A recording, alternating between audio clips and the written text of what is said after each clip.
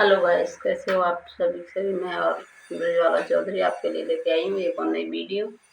आपको अच्छी लगे तो लाइक करना, कमेंट करना, सब्सक्राइब करना। फिर प्रभु ने कहा, हे वानरपति सुग्रीव सुनो, मैं 14 वर्ष तक गांव बस्ती में नहीं आऊंगा, नहीं जाऊंगा। भीष्म ऋतु बीतकर वर्षा ऋतु आ गई। अंत में यहाँ पास ही पर्वत पर टिका रहूंगा। तुम अंगद सहित राज्य करो, मेरे काम का हृदय में सदा ध्यान रखना। तदंतर जब सुग्रीव जी घर लौट आए तब श्री राम जी प्रभशरण पर्वत पर जा टिके। देवताओं ने पहले से ही उस पर्वत की एक गुफा को सुंदर बनाया सजा रखा था। उन्होंने सोच रखा था कि कृपा की खान श्री राम जी कुछ दिन यहाँ आकर निवास करेंगे। सुंदर बन कुसुमति अति शोभा, गूंजत मधुप निकर मधुलोभा। कंद मूल फल पत्र सुहाए, भय बहुत जब ते प्रभु आए। सुंदर वन फूला हुआ अत्यंत सुशोभित है। मधु के लोभ से भोरों के समूह गुंजार कर रहे हैं। जब से प्रभु आए तब से वन में सुंदर कंद मूल फल और पत्तों की बहुतायत हो गई है। मनोहर और अनुपम पर्वत को देखकर देवताओं के सम्राट श्री रामचंद्र जी छोटे भाई सहित वहां रह गए। देवता सिद्ध और मुनि भौरों पक्षियों और पशुओं के शरीर धारण करके प्रभु की सेवा करने लगे।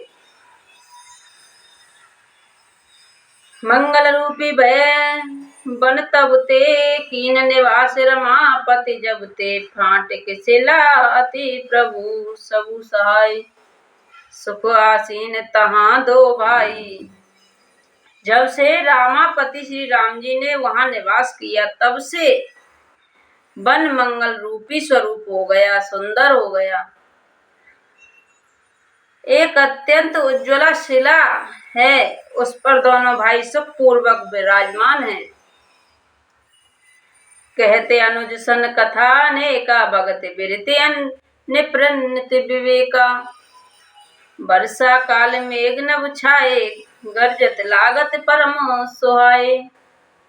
श्री राम जी छोटे भाई लक्ष्मण जी सहित भक्ति, वैराग्य, राजनीति और ज्ञान की अनेक कथाएं कहते हैं। वर्षा काल में आकाश में छाए हुए बादल गरजते हुए बहुत ही सुहावने लगते हैं।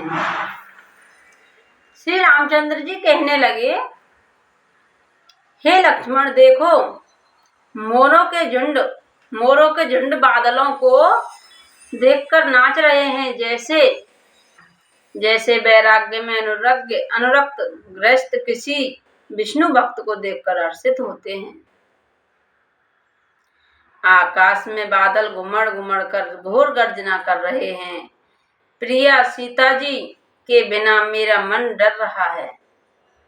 बिजली की चमक बादलों में ठहरती नहीं, जैसे दुष्ट की प्रीति स्थिर नहीं रहती। बादल पृथ्वी के समीप आकर नीचे उतरकर बरस रहे हैं। जैसे विद्या पाकर विद्यावान नम्र हो जाते हैं, बूंदों की चोट पर्वत कैसे सहते हैं। जैसे दुष्टों के वचन संत सहते हैं। छोटी नदियां भरकर किनारों को तुड़ाती हुई चली, जैसे थोड़े घन से भी दुष्ट इतरा जाते हैं। थोड़ा सा धन मिल जाए दुष्ट को, वो ही इतरा जाता है। मर्यादा का त्याग कर देते हैं। पृथ्वी पर पड़ते ही पानी गदला हो गया, जैसे शुद्ध जीव के माया लिपट गई है। जल एकत्र होकर तालाबों में भर रहा है, जैसे सद्गुण एक एक कर सज्जन के पास चले जाते हैं। नदी का जल समुद्र में जाकर वैसे ही स्थिर हो रहा है, जैसे जीव श्री हरि को पाकर अचल आभगन में मुक्त हो जाते हैं। पृथ्वी घास से परिपूर्ण होकर हरी हरी हो गई है, जिससे रास्ते समझ नहीं पड़ते। जैसे पाखंड मत के प्रचंड प्रचार से सद्गुण गुप्त लुप्त हो जाते हैं। चारों दिशाओं में मेंढकों की ध्वनि ऐसे सुहावनी लगती है जैसे मानो विद्यार्थियों के सामुदायिक वेद पढ़ रहे हैं। अनेकों वृक्षों में नए पत्ते आ गए, जिससे वे ऐसे हरे भरे एवं सुशोभित हो गए हैं जैसे साधक का मन विवेक ज्ञान प्राप्त होने पर हो जाता है।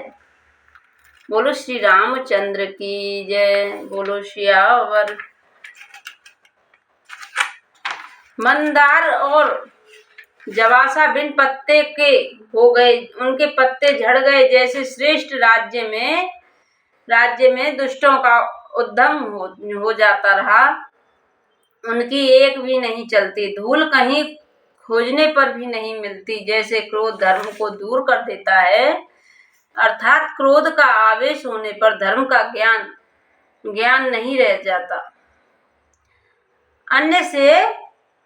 अन्न युक्त लहलाती हुई खेती से हरी भरी पृथ्वी कैसे सुशोभित हो रही है, जैसे उपकारी पुरुष की संपत्ति रात के घने अंधकार में जुगनू शोभा पा रहे हैं। मानो